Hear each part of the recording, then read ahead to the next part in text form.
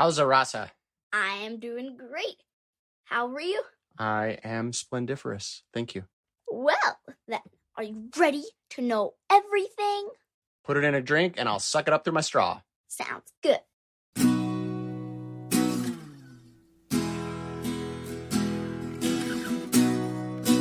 Today, I want to talk to you about the art of making things look pretty. Ooh, okay. I like this. I'm surprised. I never know what you're going to say. Pretty. Tell me.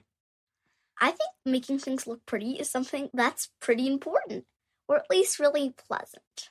Don't you think? I know when I appreciate the beauty of something, it makes me smile and makes me feel connected to something bigger. But I had never known if it's because everything is beautiful and I'm just seeing it the right way, or if some things are more beautiful than others. So how can I make something more beautiful? Well, there's two different things. It works out best if you do both, but either one works too. One is doing it mentally. Mentally.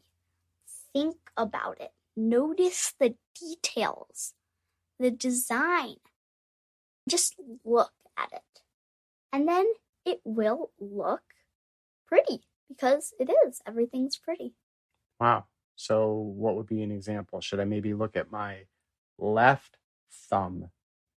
I look at it and it's a little rounder than the rest of my fingers. It's got lines in the middle.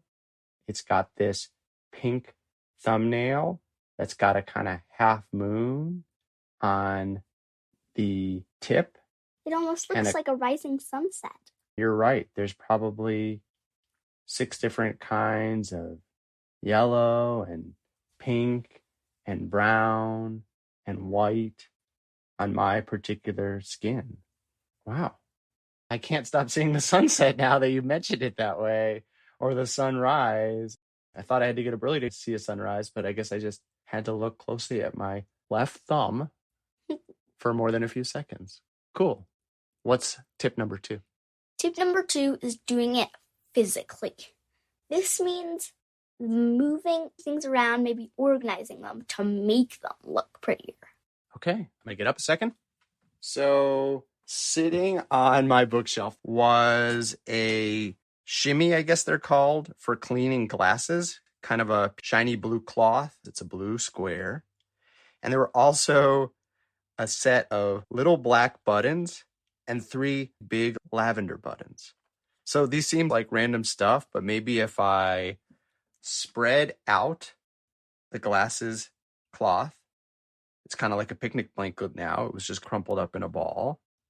And then I put the big buttons that are of a darker blue in one corner. And I put the little black buttons in another corner. All of a sudden now it looks like abstract art or a giant community picnic from overhead view where people have set down a big blanket and they're doing good social distancing. You've got the family of little buttons and the family of big buttons, but they're sharing this blanket, and it's just pretty to see the mix of the shapes in proportion and coordination with each other. Yeah, that's so cool. And you could move it around. You could wrap it up like this, so it's like a little surprise. Now it became like a little present. That looks even better, I have to admit. And I like it too because all you can see is the glasses cloth, but I know that inside are these buttons too. Yeah, and so doesn't that make it feel prettier, just nicer? Yeah, I like that. What is your favorite thing to make pretty? Well, I love making things on my desk pretty. Maybe I'll have a notebook and a ruler and a couple of erasers. Then I can put the ruler diagonally on a notebook so it looks pretty. And then have the erasers all matching to make another diagonal stripe. If something is so pretty, if you make your notebooks, your pens and pencils into art, does it make it hard to use because you don't want to mess it up? No, because that's the good thing about this technique. You can literally make anything beautiful. So you don't have a problem taking the ruler off and measuring something or writing in the notebook because you can always put it back. You can make a different shape. It's easy. You just need a couple of things and you can make them pretty. I like it. You're turning the whole world into Legos. Ah, yes. Enjoy, destroy, and beautify again. Are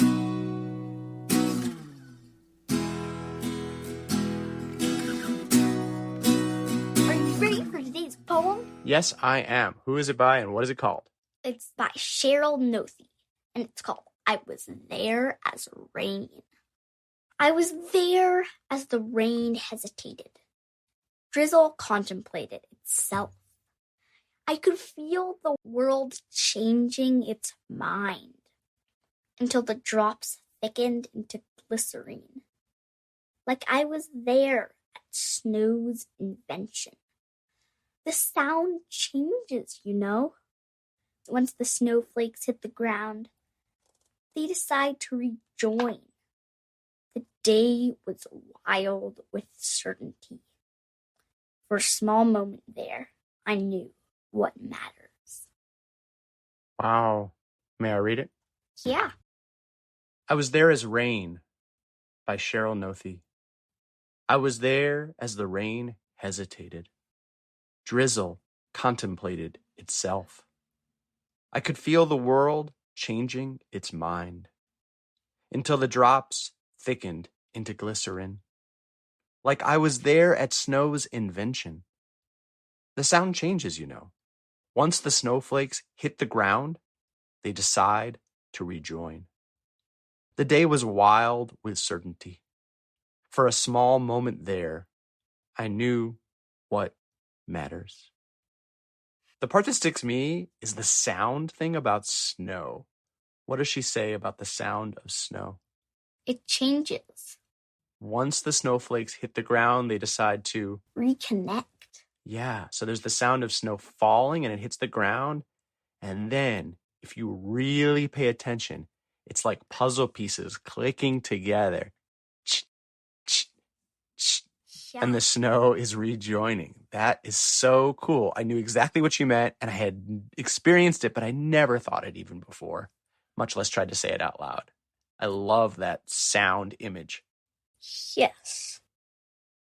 And she says, I was there as the rain hesitated. What does that mean? Maybe it slowed down for a teeny bit. It hesitated. Huh? Should I? I think it could well be. I like that. It's about the weather changing. It's about the seasons changing. It's about the moment changing. When all of a sudden it's going from one way to another. Night turns into day, rain turns into snow, fall turns into winter. And she was able to pause time in her perception. For a small moment there, I knew what matters. Wow. The only question is, do you bring an umbrella or sled?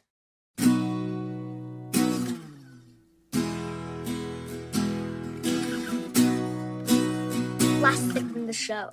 Do you have a vexing question for me? Yes. When I was a much younger person, but not that long ago, I went and traveled in Italy. And I went to Naples in southern Italy. And I went to a restaurant where they said the cheese tomato pizza was invented. Just pizza, basically. And it's called a pizza margherita. I love pizza margaritas. They're one of my favorites. And it's named after, I think, the Queen of Italy at the time. And this made me think, is that true? Is pizza actually a relatively recent invention? Recent enough that a particular restaurant that's still open can be basically, we invented pizza. The first pizza was made here. It's something that we see everywhere and it seems eternal, but is this tomato sauce, mozzarella cheese, basil, and then whatever other toppings you want to add, is that actually something that someone invented within at least a recent ancestor's lifetime? Wow, great question. I have no idea at all, but I'll look it up and get back to you.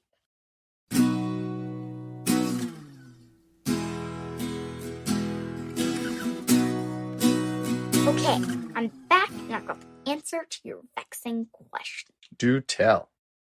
Pizza is actually a pretty new thing. The first Italian pizza restaurant started making pizza in 1738. Wow. Yeah. Then in 1889, pizza maker Raffaele Esposito created pizza margherita for the Queen of Italy. Now we have flavors like pepperoni, but modern pizza really began with the pizza margherita. I'm remembering now. It's patriotic, right? It's Yeah. the red, white, and green, which are the colors of the Italian flag. The red is the tomato, the white is the mozzarella, and the green is the basil. Yeah. And that developed into modern pizza. People started saying, hey, this is pretty good. It came to America, and lo and behold, there's the pizza of today. It took over the world, and that's so funny. It makes me think it's so delicious, it's so common, but it was maybe even chosen not for the taste, but for the colors. It was like a promotion for the Queen. Yeah. Happy Queen Day. So goes to show, you never know. Even if you do something that's a little bit silly, it seems like it's going to be one time only. Well, maybe it'll spread all over the world. Huh. Maybe I should make American flag out of whipped cream, blueberries, and strawberries. Yum. Yum. You Must Know Everything was produced by me, Rasa Smith, and him, Jeremy Smith. And the amazing music was by Furniture. Learn more and submit your own vexing questions at our website, youmustknoweverything.com. Subscribe via Apple Podcasts, Spotify, or however you like to listen. Please rate, review, and share the show. And please tune in next time for everything you need to know.